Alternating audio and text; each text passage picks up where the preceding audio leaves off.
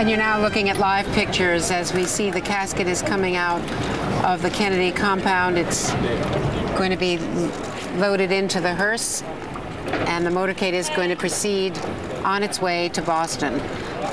It's already leaving the compound there as we see the military escort, flag-draped casket of Senator Edward M. Kennedy. The casket will be loaded into the hearse. It is a 70-mile trip to Boston. This is after a private funeral mass was held with the family inside the house. On that porch, the wraparound porch in the house in Hyannis Port, I'm here with Michael Beschloss, who has seen so much history there. Michael, this is the most poignant of pictures. It's just heartbreaking. Can you remember the number of times we've seen images of Ted Kennedy from the age of 5 until now we see the last family, few days? We see Vicki Reggie, we see the children. Just coming off that porch where he used to sit. Gene Smith, the last surviving sibling of the original Kennedy family members. And that's the lawn where President Kennedy's helicopter used to land when he was president. Vicki Reggie Kennedy, who has 2 children who Senator Kennedy has raised as his own, along with his 3 children. Cara, who suffered from cancer, lung cancer in 2002. All of the challenges that he has faced over these years, 77 years, with incredible spirit. The setbacks in 1969, obviously Chappaquiddick, most memorably. The failed campaign in 1980. His reconciliation in 1982 to the fact that he would never be president of the United States. And what a career he then had, Michael. Yep, those 47 years. And you were talking about his decision not to run for president in the early 1980s. That was expressed at a family meal right inside this house when he told his children, who were thrilled. They thought it would be great for them and especially great for him.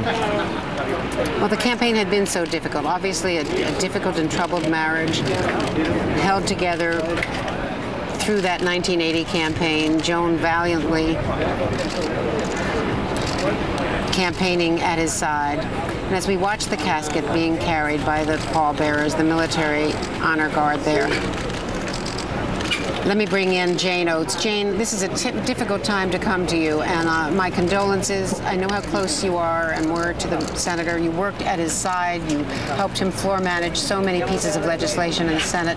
You're now the Assistant Secretary of Labor in the Obama administration. But if you could reminisce and share with us what it was like to work on legislation with Ted Kennedy. Andrea, thank you. It's almost impossible to describe.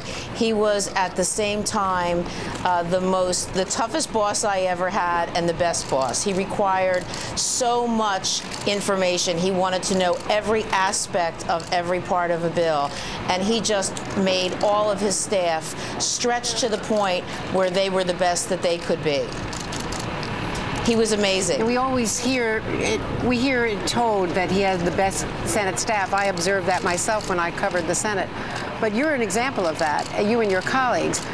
When you were working round the clock on No Child Left Behind and other education bills, when you were on that committee, the committee staff, how much of a force was he? How engaged was he in every bit, every detail of the legislative compromises?